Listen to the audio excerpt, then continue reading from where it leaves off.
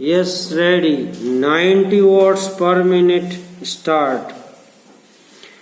अध्यक्ष महोदय, आपने इस बिल पर बोलने का जो मुझे मौका दिया है उसके लिए आपको धन्यवाद देता हूँ।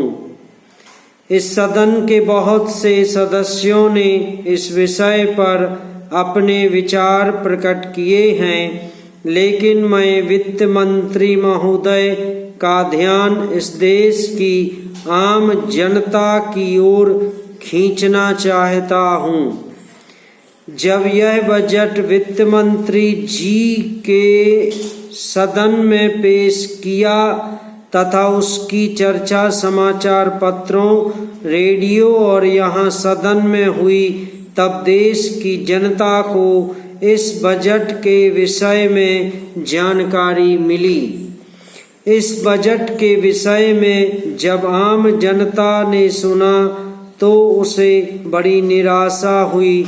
उसने समझा कि इस बजट से हमारे देश की अर्थव्यवस्था स्थिर नहीं रह पाएगी। इस बजट को देखकर देश के सारे किसान और मजदूर दुखी हैं।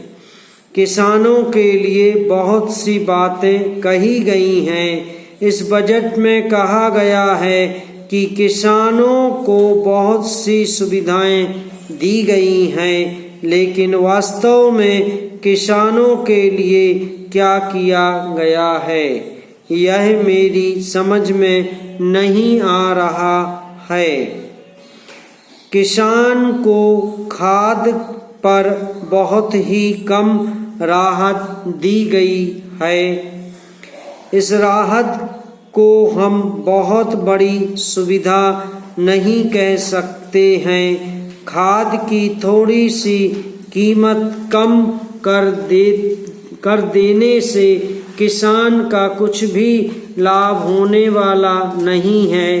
किसान खेत में रात दिन काम करता है, अपना पसीना बहाता है, लेकिन उसके बदले में उसे उतना नहीं मिल पाता है जितना उसे मिलना चाहिए। पैरा। अध्यक्ष महोदय, मैं इस बजट का समर्थन तो नहीं करता, लेकिन यह अवश्य कहना चाहता हूँ कि देश की स्वतंत्रता को मजबूत रखने के लिए देश के किसानों को विकास की ओर सरकार का ध्यान जाना चाहिए। यदि किसान अपने खेत में अनाज पैदा नहीं करेगा तो देश की करोड़ों जनता भूखों मर जाएगी। किसान ही इस देश के प्रमुख नागरिक हैं।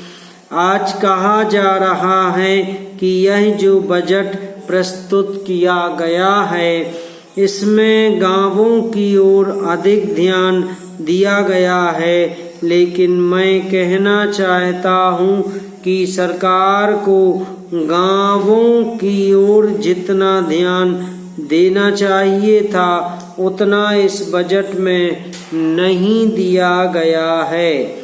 बैंकों से जो ऋण दिया जाता है वह गरीब किसान को कम और उद्योगपतियों को अधिक दिया जाता है। यदि बैंक किसानों को ऋण देते भी हैं तो उस पर बहुत अधिक ब्याज लिया जाता है। मेरा सदन से निवेदन है कि इस विषय पर विस्तार पूर्वक चर्चा की जाए। पैरा।